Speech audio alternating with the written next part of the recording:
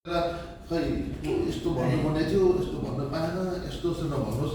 किनभने म मजाले सोध्दैछु तपाईँहरूलाई, यहाँ कोही ठुलो छैन, कोही सानो छैन। मलाई एउटा औदा दिएको छ, त्यो औदाले गर्दाखेरि मेरो एउटा काम छ है, जुन चाहिँ काम मलाई सोध्नु भएको छ मेरो पार्टीको अध्यक्षले, त्यही आधारमा म तपाईँहरूसँग खुल्ला रूपमा उयो गर्दैछु होइन। त्यसले गर्दाखेरि भन्नको 15,000 पाउनुहुनेछ, तपाईँको के अरे इएसआइसी इपिएफहरू तपाईँ राम्रो छ। तपाईँले के गर्नुहुनेछ, के कसो छ भनेर तपाईँहरूको लेबर कन्ट्र्याक्टरहरूसँग इन्टरेक्सनहरू हुन्छ,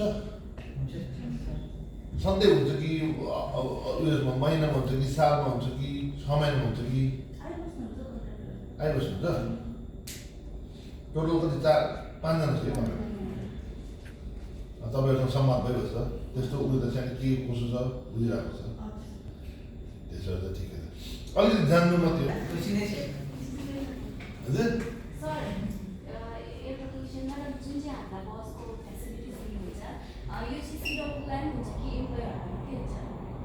यो चाहिँ एउटा त सिडब्ल्यूलाई हो मेन त, अब क्याजुअल वर्कर्सलाई हो यो चाहिँ हो।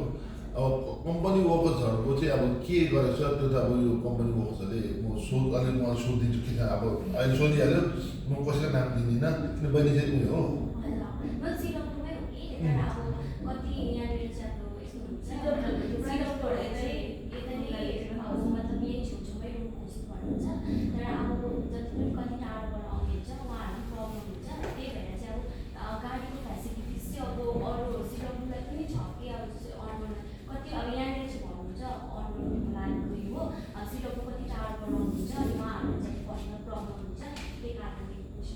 अब यसो तपाईँहरूको चाहिँ तपाईँहरू कस्तो हो भने गभर्मेन्टमा काम गर्नुभयो भने चाहिँ तपाईँहरू चाहिँ एमआरको वर्कर्स हो, कम्पनी रोल चाहिँ उहाँहरू चाहिँ पर्मानेन्ट वर्कर्स हो होइन।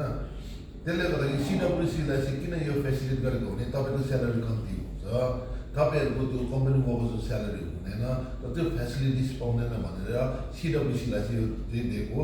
यदि कसैले यदि त्यो ट्रान्सपोर्टेसनको चाहिँ उयो युज गरेन भने उहाँलाई ट्रान्सपोर्टेसन चार्जेसहरू त्यो चाहिँ कम्पनीले प्रोभाइड गर्छ है। तपाईँले भन्नुभएको चाहिँ कम्पनी रोलहरूले पाउँछ पाउँदैन सुन्नुभएको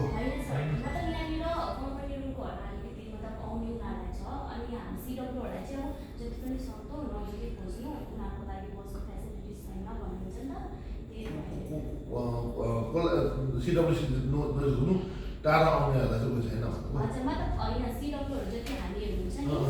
अब कति अब टाढोबाट आउँछ, जस्तै अब कतिले यहाँ पाउँदैन, अनि हामीहरूले अब जस्तै माझटार उता रम्फूहरूतिरबाट आउनेहरूलाई चाहिँ अब अलिकति प्रब्लम हुन्छ नि त। अब रेनी सिजनमा चाहिँ मेन चाहिँ अब हामीलाई त्यति बेला प्रब्लम हुन्छ, अनि अब एब्सेन्सहरू हुने अब चान्सेस हुन्छ, किनभने अब हामीहरूलाई यहाँ जस्तै हुन्छ। अनि त्यहीको लागि चाहिँ अब मतलब सिडब्ल्यूलाई पनि हामीले त्यही फेसिलिटी पाउँछै पाउँदैन, अब जस्तै बस रेगुलर पाउँछ पाउँदैन तपाईँले पाइरहनु भएको छ अहिले होइन। हामीहरू त यहीँ बस्छ नि, अब हामीलाई फर्स्टमा नै भन्नुहुन्छ कि अब होइन उहाँहरूले चाहिँ के भन्नु चाहेको हो भने चाहिँ अब त्यो चाहिँ यहाँ ठाउँमा बस्यो भने चाहिँ सजिलो पनि उयो, तर अब टाढो नै छ र उहाँको एउटा रुट लाइन हुन्छ र डेस्टिनेसन हुन्छ, त्यहाँसम्म चाहिँ उनीहरूको कहाँसम्म उयो गरेर त्यहाँसम्म त पाउँछ नि। जस्तै मलाई जहाँसम्म लाग्छ सिन्धनसँग त डिफाइन हुन्छ, सिन्धनसँग त डिफाइन छ त पाउनु पर्यो, त्यस्तो त उयो छैन। र म अहिले त्यो अलिक क्लियर गरिदिइहाल्छु तपाईँहरूलाई। त्यस्तो त अब कसैले फोर्स गर्नु यहीँ बस्छ भने कि तपाईँहरूको घर त्यहाँ छ भने तपाईँको रुम रेन्ट सेभ हुन्छ भने त त्यो त राम्रो हो त। घर छैन तिनै रुम रेन्ट लिन्छु भने त्यो चाहिँ अब त्योभन्दा बेस्ट हेरेर त्यो चाहिँ मैले अप्सनल दिन्छु तपाईँहरूलाई। के कसो हुन्छ चाहिँ आफ्नो घर छ त के छ, तपाईँ कहाँ हुनुहुन्छ? गान्तोक हो ए, अन्त तपाईँले यतै बसेर खान्छ र टाढो बसेर होइन ठिकै छ। कुरा त एउटा मान्छे तपाईँले रेन्ट दिनुहुन्थ्यो, यहाँ तपाईँले पाउनुभयो रेन्ट दिनुहुनेछ, किन तपाईँले मान्छे टाढै बस्दिन्छ त होइन। त्यस्तो त उ थिएन, त्यस्तो केही थिएन हाम्रोमा, त्यस्तो डाइरेक्सन दिएको थिएन। तर एउटा रुट डिफाइन हुन्छ, रुट डिफाइन भएको एरियामा चाहिँ जो आउँछ उनीहरूले बस्न प्रोभाइड गर्न बस्छ। त्यो चाहिँ अरू केही छ कि राम्रो क्वेसन सोधेर अरू केही गुनासो छ कि कसैको होइन? गुनासो होइन, उहाँको एउटा जिज्ञासा थियो, त्यो योजनाहरू बनाएको छ। जस्तै योपालि अब 32,000 जनालाई हामी योजनाहरू दिने कुरा छ, यो घोषणा हिजो पनि भएको छ है। त्यो बाहेक जुन चाहिँ वार्ड पञ्चायत भयो जिल्ला पञ्चायत भयो उपाध्यक्ष अध्यक्षहरूलाई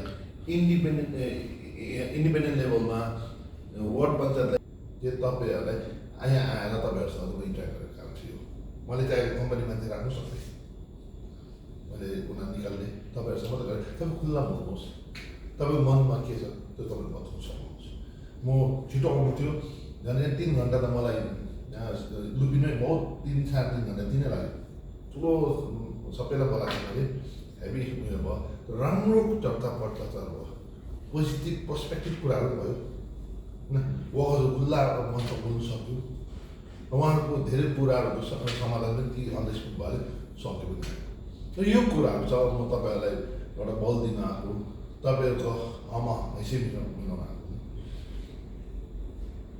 अब तपाईँहरूको केही गुनासो छैन भन्छ म त तपाईँहरू खुसी नै छ मन हाम्रो खुसी नै छ कि घन्टी भन्छ कि ड्याङ्गी ड्याङ्ग हो